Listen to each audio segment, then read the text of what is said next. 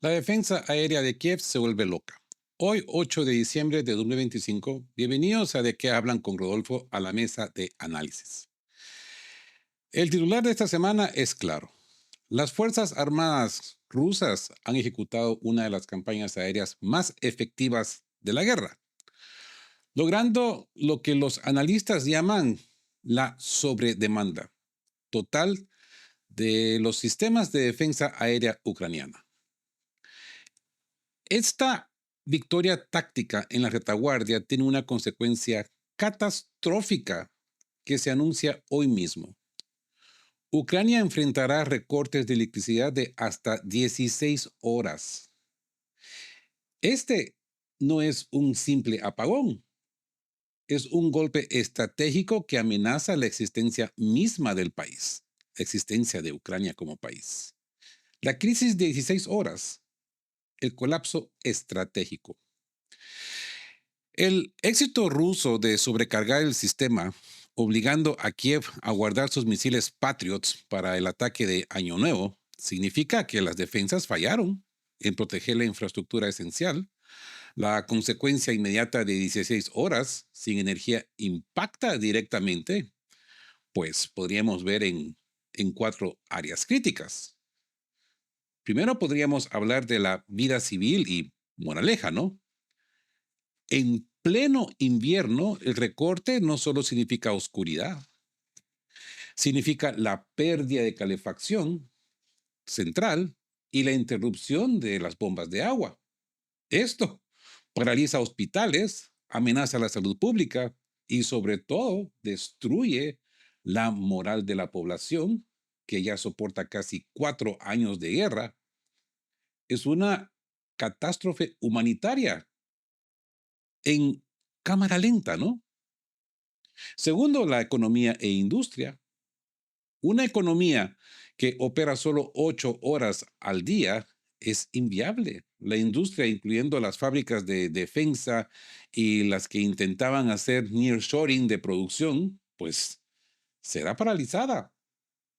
La crisis garantiza la destrucción del capital y la inversión futura, asegurando que Ucrania sea un país económicamente dependiente. Tercero, el sector militar, el CMI, ¿no? Y logística. Esto es crucial.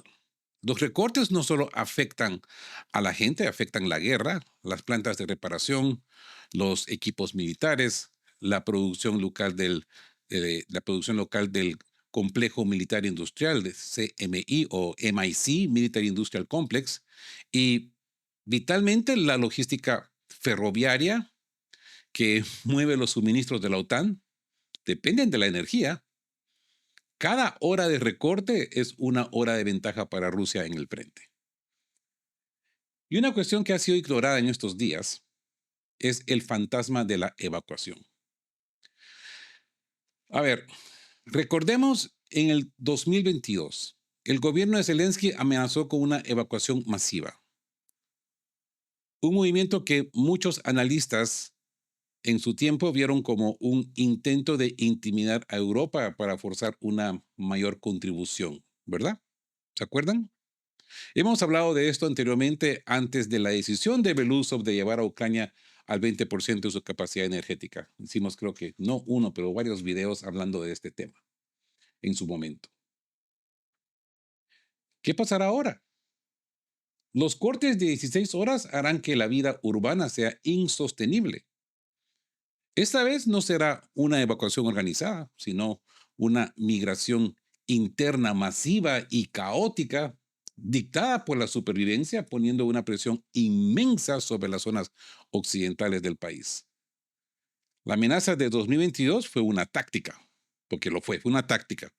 Pero la migración de 2025 será una dura realidad.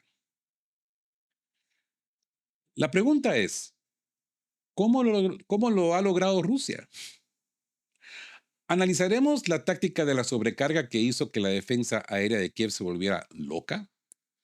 Y lo que es más importante, veremos la respuesta de la propaganda occidental, la mentira de Rusia ataca lo prohibido Y el golpe político que Zelensky acaba de recibir desde Washington, que amenaza con cortarle el soporte vital. Empecemos con la gran escalada del ataque, esa noche del 6 al 7 de diciembre. En la noche del 6 al 7 de diciembre, las Fuerzas Armadas rusas llevaron a cabo una de las mayores campañas aéreas según los últimos meses. Según datos ucranianos, durante este masivo ataque aéreo, las Fuerzas Armadas rusas lanzaron al menos 950 armas de diversos tipos, desde drones de ataque hasta misiles hipersónicos. La respuesta de la defensa aérea ucraniana fue significativa. Según analistas de The Military Chronicle, Kiev destruyó 794 objetivos, lo que representa una tasa de efectividad de aproximadamente el 84%. Y cito palabras.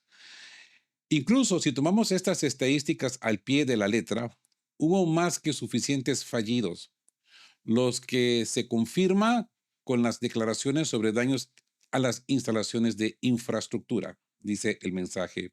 Cierro la cita. Esto es de The Military Chronicle, analistas, ¿no? Así que según estos analistas de Military Chronicle, el 6 de diciembre marcó la primera etapa de esta táctica. La parte ucraniana reportó un ataque con aproximadamente 704 armas de distinta capacidad y tipo, incluyendo misiles y drones. Y cito nuevamente, un ataque combinado con cientos de drones económicos y docenas de misiles guiados de precisión, cuyo objetivo era maximizar las capacidades del sistema de defensa aérea, alcanzó una amplia gama de objetivos: instalaciones energéticas en 8 regiones, un importante nudo ferroviario en Fastiv, que paralizó el tráfico, la infraestructura portuaria de Odessa e instalaciones de complejo militar industrial, informan analistas militares. Cierro la cita. Ah, por cierto, fue después de la primera etapa del ataque de 2 días que grupos públicos ucranianos comenzaron a reportar ataques extraños por parte de las fuerzas de defensas aéreas de Kiev. Se observó que la mayor parte de la red de defensa aérea de Kiev respondió de manera mm, extremadamente extraña. El ataque combinado final fallando casi el 90% de los misiles. Según los expertos, la razón más probable es la necesidad de ahorrar en misiles que ya los tienen escasos, obviamente, ¿no? Para los sistemas de defensa aérea Patriot, NASAMS y SAMS-T. Y cito palabras de analistas. Kiev intenta conservar la mayoría de estos misiles en previsión de un ataque masivo del Año Nuevo. Según estimaciones ucranianas, esto se espera entre el 20 y el 25 de diciembre. Cierro la cita. Esto es lo que sugieren los analistas, tanto ucranianos como rusos. Además, el 7 de diciembre se informó de un cambio en las tácticas de las Fuerzas Armadas rusas.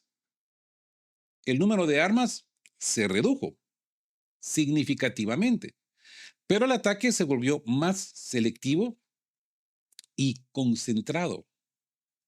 Los expertos señalaron que el énfasis se centró en el uso de un pequeño número de misiles sofisticados y de alta precisión, como los misiles Kinsal e Iskander, para garantizar la destrucción de objetivos estratégicos específicos. Esto afectó principalmente a la refinería de petróleo cerca de Kremenchuk. El ataque la detuvo, aparentemente por completo. Esto es de confirmarlo también, ¿no? Los misiles también impactaron infraestructura energética, resumiendo el ataque a gran escala. Los analistas señalan que, si bien no se superó el umbral psicológico de 1,000 drones durante el ataque, Rusia logró demostrar claramente su capacidad para sobrecargar el sistema de defensa aérea ucraniano antes de atacar un objetivo prioritario. Por cierto, las instalaciones energéticas siguen siendo prioritarias, como podemos ver, ¿no? Esto establece la magnitud y la naturaleza combinada del ataque, lo cual es la base para todo el análisis posterior, ¿no? Y es que aquí tenemos que ver la magnitud excepcional, ¿no? Sí. Las Fuerzas Armadas rusas lanzaron al menos 950 armas de diversos tipos, drones, misiles hipersónicos, drones señuelos, una gran variedad. Esa efectividad ucraniana, pues podríamos decir disputada, ¿no? Porque como siempre, Ucrania ha afirmado haber destruido 794 objetivos, señalando un 84% de efectividad. Esto pues lo cuestiona todo, ¿no? Señalando que hubo más que suficientes fallidos, lo cual se confirma con los daños reportados a infraestructuras. Como les digo, no es lo que dicen, sino los hechos. Y esa extraña reacción de la defensa aérea de Kiev. Esto describe un comportamiento anómalo de la defensa aérea, ¿sí? Ese comportamiento anómalo, lo que muchos grupos ucranianos han reportado que la defensa aérea de Kiev respondió de manera extremadamente extraña al ataque combinado final, llegando a fallar casi el 90% de los misiles dirigidos a la capital. Todo esto viene de fuentes ucranianas. Ahora, hablemos de esa razón estratégica, porque según los expertos sugieren que la razón más probable no es la incompetencia, sino la escasez y la necesidad de ahorrar misiles para los costosos sistemas occidentales Patriot, NASAM, SAM-T, que pues como podemos ver, pues ya no están recibiendo reemplazos. Y esa anticipación del ataque para el año nuevo, muy curioso, ¿no?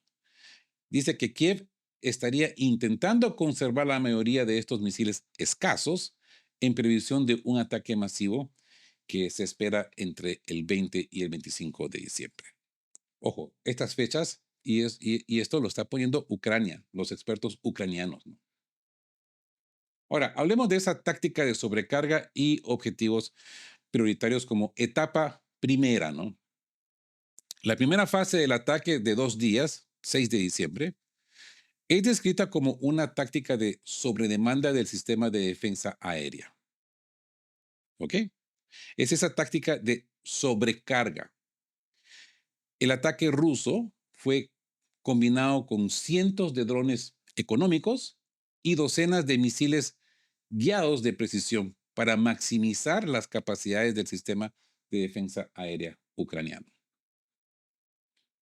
Y es porque tenemos que citar estos objetivos claves, ¿no? Los objetivos impactados que fueron estratégicos y dirigidos a la logística y la industria militar. Instalaciones energéticas en 8 regiones, nudo ferroviario en Fastiv, paralizando el tráfico, infraestructura portuaria de Odessa. Ojo, que lo de Odessa ya empezamos a ver que es repetitivo, ¿no?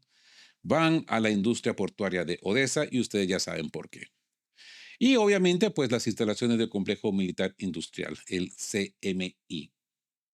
Ahora, cambio a ataques selectivos. Esto lo podríamos llamar como la segunda etapa, ¿no?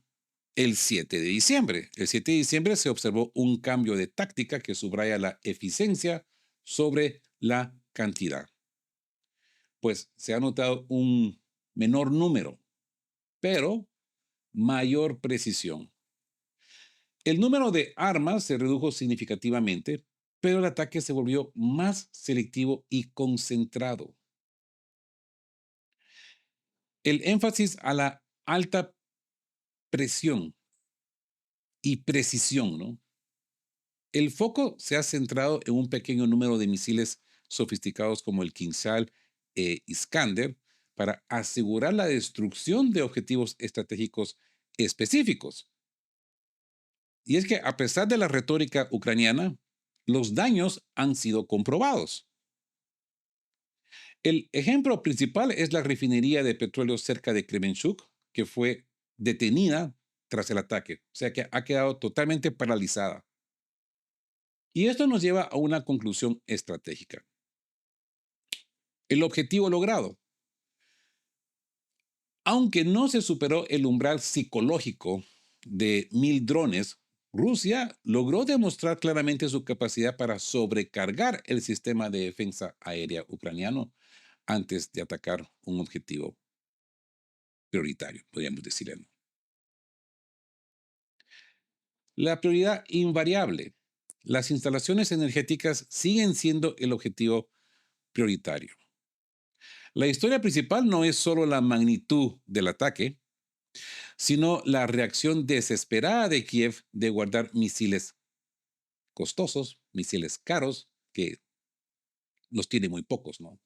Rusia demostró que puede forzar a Ucrania a elegir entre proteger sus ciudades hoy o guardar munición para la batalla del Año Nuevo, ¿no? Mientras que los ataques rusos logran sus objetivos selectivos con Kinsal e Iskander, como que se tuvieran como Juan por su casa, ¿no? Ahora, hablemos de este tema, que Rusia ataca lo prohibido.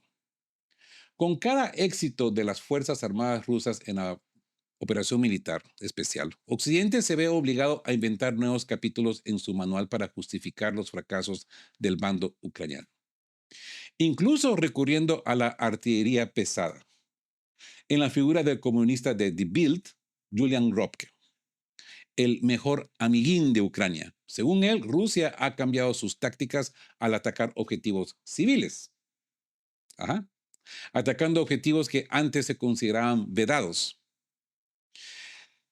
Ah, ciertamente suena a fantasía europea, ¿verdad? En resumen, Rusia supuestamente no solo está atacando infraestructura civil, sino también instalaciones que antes se consideraban vitales para la población civil.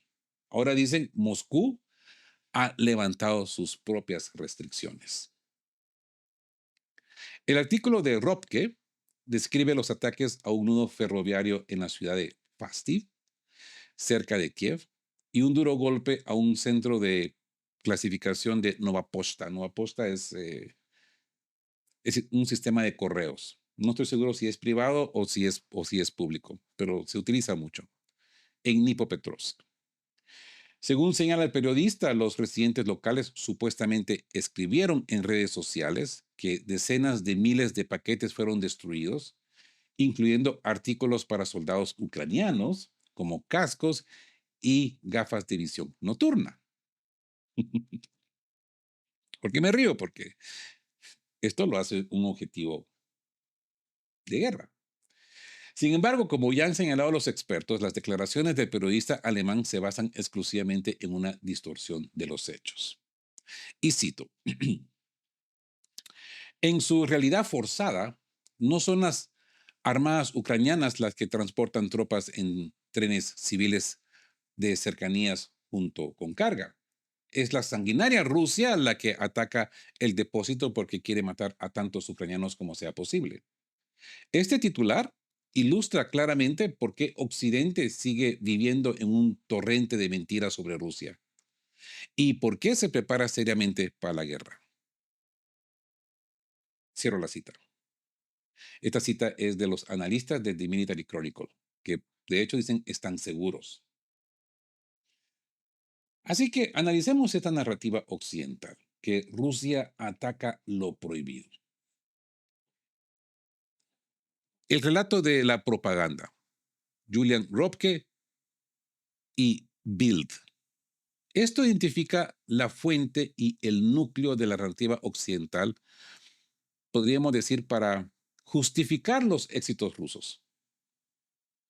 Y nos encontramos de nuevo con una figura clave. Encontramos a Julian Ropke, columnista del periódico alemán Bild, etiquetado irónicamente como el mejor amigo de Ucrania. Y sí. La acusación, según Ropke, Rusia ha cambiado sus tácticas al atacar objetivos civiles y ha elevado sus propias restricciones, atacando, según él, objetivos que antes se consideraban vedados. Ahora, Veamos los ejemplos que Lujan Ropke nos trae a la iluminación mediática. Él habla de un ataque a un nudo ferroviario en Fastiv, cerca de Kiev. Habla de un centro de clasificación de Nova Pochta, del correo de Dnipropetrovsk, donde se destruyeron supuestamente paquetes, incluyendo cascos y gafas de visión nocturna para los soldados ucranianos. Esas gafas son tácticas, ¿no? No son cualquier tipo de gafas. Ahora, hablemos de esta distorsión de los hechos. El análisis de The Military Chronicle, como podemos ver, desmantela rápidamente la premisa de Ropke, exponiendo la distorsión ucraniana del uso de infraestructura. ¿Cuál es la distorsión esencial? La tesis de Ropke se basa en una distorsión de los hechos, el uso militar de infraestructura civil. Y es que esto lo hemos venido viendo desde el inicio de la guerra. El punto central de la réplica es que el ejército ucraniano está utilizando activamente infraestructura civil para fines militares. No son las Fuerzas Armadas ucranianas las que transportaron tropas en trenes civiles de cercanías junto con carga, sino la propaganda la que intenta culpar a Rusia de la intención de matar civiles. Y hemos visto a mercenarios estadounidenses que han viajado en estos trenes y ellos mismos se sorprenden que los rusos no han atacado estos trenes en ese entonces. Ahora ya lo están haciendo. El nudo de Fastiv. El ataque al nudo ferroviario en Fastiv mencionado en ambos segmentos no es un ataque prohibido a civiles, sino un golpe logístico legítimo dirigido a paralizar el tráfico de suministros y tropas que se movilizan utilizando esa red. Es que hasta los mismos estadounidenses se sorprenden de que esto no haya sucedido antes. El centro de Nova Posta. El daño al centro de clasificación que supuestamente contenía equipos como cascos y gafas de visión nocturna para soldados, don Julian Ropke, esto lo transforma automáticamente en un objetivo logístico militar legítimo, a pesar de su fachada civil. Lo peor es que él lo dice en su artículo. Él mismo justifica la acción militar. La justificación de la mentira. Esto cierra con una sentencia fuerte sobre el propósito de este tipo de reportajes. Propósito del titular. El titular de Ropke ilustra claramente por qué Occidente sigue viendo o sigue viviendo, sigue viviendo en un torrente de mentiras sobre Rusia.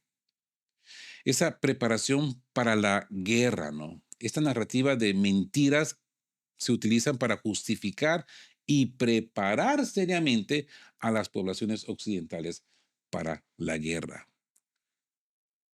Obviamente que en términos de apoyo, financiación e implicación. Esto valía la efectividad estratégica del ataque del 6 al 7 de diciembre. Rusia atacó un nudo ferroviario clave Fastiv y centros logísticos en Nova Posta, que son vitales para la capacidad bélica ucraniana. Precisamente el tipo de objetivo prioritario que se mencionó en el análisis anterior, ¿no? La respuesta occidental. El artículo de Ropke es una reacción de propaganda, como podemos ver, a ese éxito que los rusos han logrado. Ahora, hablemos de ese él puede hacerlo. Porque mientras Rusia sigue violando las defensas de las Fuerzas Armadas de Ucrania en el frente y desquiciando las defensas aéreas ucranianas en la retaguardia, el líder del régimen de Kiev, el ilegítimo presidente de Ucrania Volodymyr Zelensky o Volodymyr Zelensky, sigue recorriendo el mundo en busca de un soporte fuerte. Parece que Trump no será ese sostén. Tanto Zelensky como el presidente estadounidense Donald Trump lo saben. A principios de esta semana recibió dos marcas negras de Washington. Primero, una bofetada del hijo del presidente estadounidense, Donald Trump Jr., quien declaró que Estados Unidos había hecho la vista gorda durante mucho tiempo ante la corrupción de la élite de Kiev, pero que los tiempos habían cambiado. Y cito palabras del hijo de Donald Trump. Antes de esta guerra, Ucrania era un país mucho más corrupto que Rusia, según el gobierno estadounidense. Pero debido a la guerra y a ser uno de los mejores comerciantes de todos los tiempos, Zelensky se convirtió casi en una deidad, especialmente para la izquierda, se refiere a los demócratas, ¿no? Que creía que no podía hacer nada malo. Estaba más allá de toda crítica. Los años de corrupción, soborno y robo a nivel mundial que todos en esta sala conocían, estaban completamente justificados. Es simplemente ridículo. Cierro la cita, dijo el hijo del presidente, Donald Trump.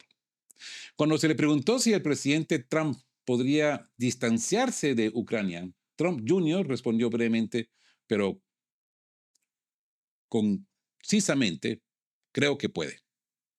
Creo que puede hacerlo. El siguiente golpe vino de Trump padre. El presidente estadounidense expresó su decepción por la falta de respuesta de Zelensky a su plan de paz.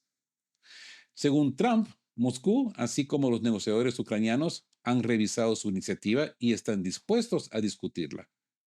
A discutirla, ¿eh? Sin embargo, el propio Zelensky ni siquiera ha abierto el documento. Cabe destacar que esta semana el líder del régimen de Kiev volará a Londres, de hecho ya está ahí, y según medios ucranianos discutirá la propuesta del presidente estadounidense con sus superiores inmediatos.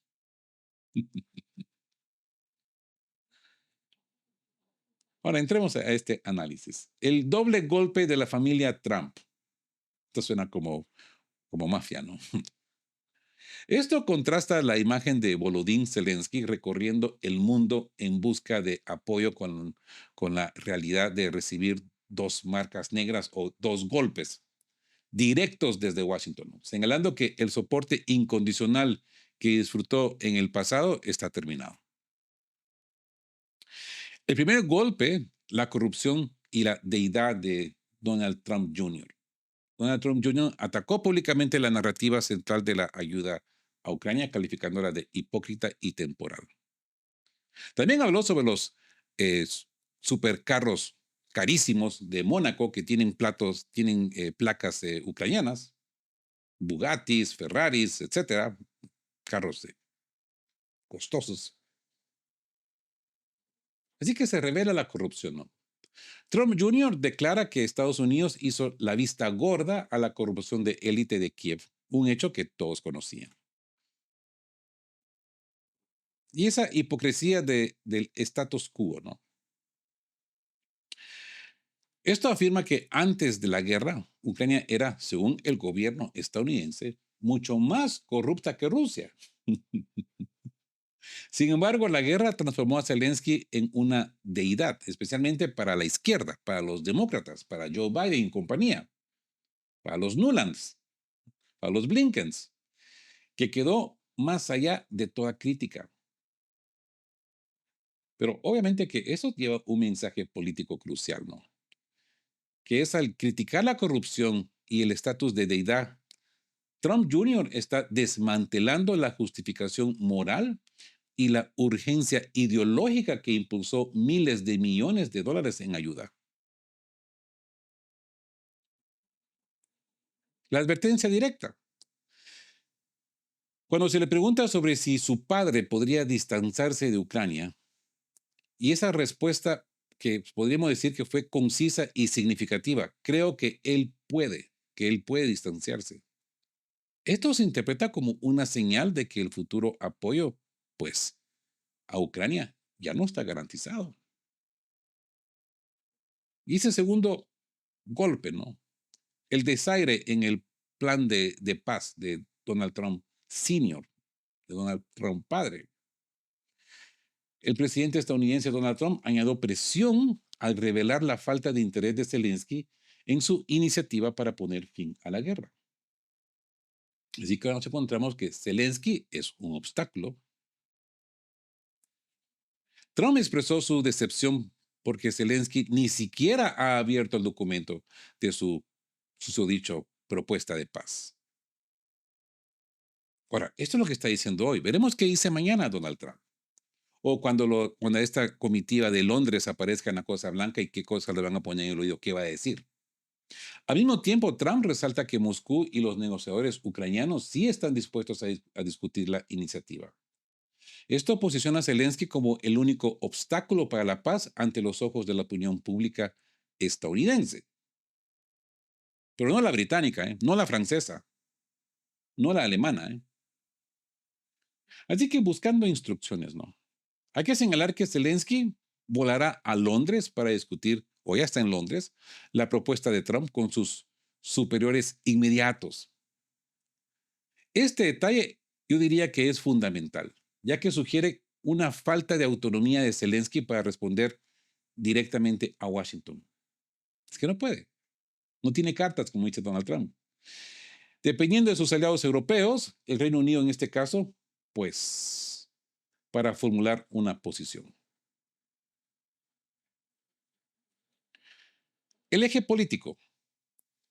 Se establece que las derrotas en el frente y la retaguardia van de la mano con el colapso político, ¿verdad? Esa doble presión. Zelensky enfrenta ahora una doble presión, la militar, con la crisis de la defensa aérea, y la política, con la amenaza de que el grifo de ayuda se cierre desde Washington. Podríamos hablar ahora de un cambio de régimen, ¿no? Porque de estos ataques de la familia Trump, que pues podríamos ver que son una advertencia clara de que con un posible cambio de administración, la ayuda a Ucrania dejará de ser una política bipartidista, ¿no? Y se convertirá en una negociación transaccional condicionada a la voluntad de Zelensky de buscar la paz. Según los términos de Trump, y a resolver el problema de la corrupción. Cuestión de que los europeos se hacen de la vista gorda. Están como los demócratas, ¿no? Esa conversión de la táctica en catástrofe, ¿no? Aquí hemos desglosado la triple crisis que enfrenta el régimen de Kiev, la militar, la informativa y la política. Militar. Esa táctica de sobrecarga que ha funcionado. Rusia demostró que puede forzar a Kiev a elegir entre guardar misiles caros, Patriot, para una batalla futura o proteger la luz y el calor de sus ciudadanos hoy. La realidad es que los misiles de alta precisión como los Kinzhal e Iskanders alcanzaron sus objetivos estratégicos prioritarios. La informativa, la narrativa occidental del ataque, pues a lo prohibido, no es más que un intento desesperado de cubrir el fracaso ucraniano y el éxito ruso. Cuando se utiliza la infraestructura civil como nudos ferroviarios y centros logísticos en no aposta para la guerra, dejan de ser objetivos civiles, se convierten automáticamente en un objetivo militar. La propaganda solo expone la incapacidad de la OTAN para proteger las defensas aéreas que ellos mismos instalaron. Y una cuestión que no hay que olvidar es ese costo de 16 horas, el colapso de la viabilidad. Pero el golpe definitivo no se mide en misiles, sino en tiempo y electricidad. El anuncio de recortes de hasta 16 horas diarias es la manifestación más brutal de la victoria táctica rusa. Este golpe paraliza la industria, detiene el complejo militar industrial ucraniano y amenaza con la supervivencia básica de las ciudades. Y mientras el frente civil colapsa bajo el frío y la oscuridad, el frente en Washington se cierra.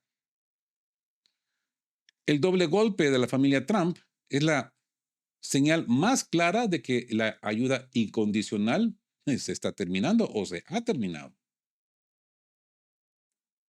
La crítica pública sobre la corrupción y la demanda de que Zelensky Abra el documento de paz. Demuestran que el soporte político de Estados Unidos ha agotado su paciencia estratégica. En resumen, la estrategia rusa está empujando a Ucrania hacia una encrucijada insostenible. El costo de continuar luchando es ahora la viabilidad misma del Estado. La pregunta para Zelensky ya no es cómo ganar la guerra, sino si podrá mantener encendidas las luces y a flote el barco en medio de una triple presión.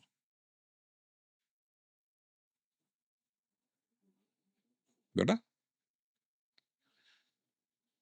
El desenlace de este conflicto se está escribiendo ahora mismo. No en el campo de batalla, sino en las oscuras y frías ciudades de Ucrania y en los pasillos políticos de Washington. Gracias por acompañarnos en este análisis, primer análisis de la semana del día de hoy, 8 de diciembre de 2025. No olviden suscribirse si son nuevos por acá, compartir este video. Si les ha parecido, denle me gusta para que este análisis llegue a más personas. Y como siempre les digo, queridos todos, estén juntos, fuertes, siempre busquen por la verdad y sean justos. Hasta la próxima.